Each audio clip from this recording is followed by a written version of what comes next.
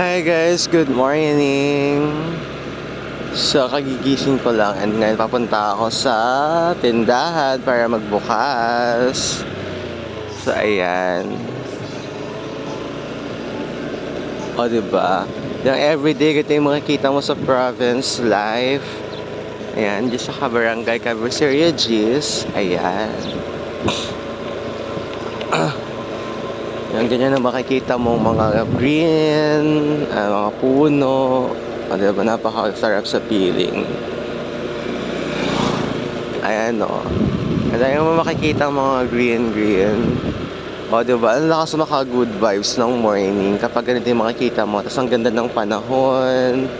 Ayan.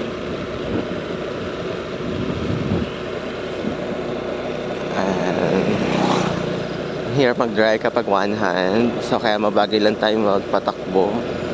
Iwas aksidente kasi I'm filming. Yes guys, ayan. So ayan.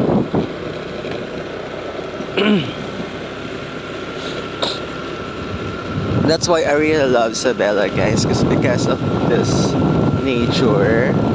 Every morning makikita mo yung nature. And especially guys, kapag summer, alam mo ba kapag summer, yung mga bundok na yan kulay brown. Ayan. And especially kapag harvest ng mga mais. Ayan, makikita mo mga brown sila. And then kapag ganitong season, ng mga planting season, makikita mo green. Diba? See? Napaka mind calming. Ang sarap makita sa mata.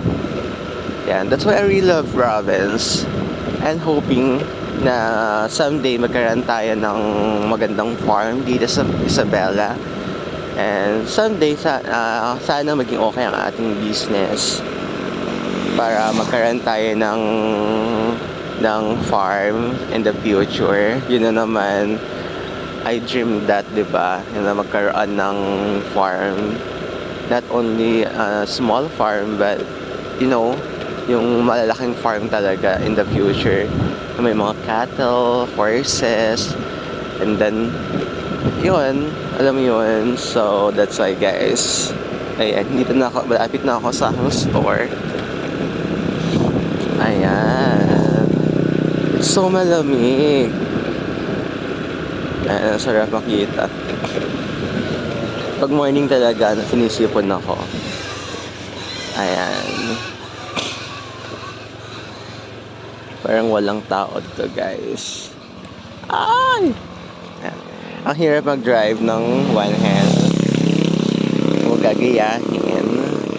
Nakaka-aksidente. Dito na ako sa RM store. So, bagong lahat, iyan ako muna yung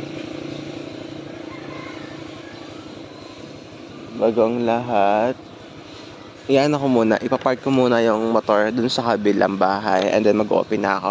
Bye guys!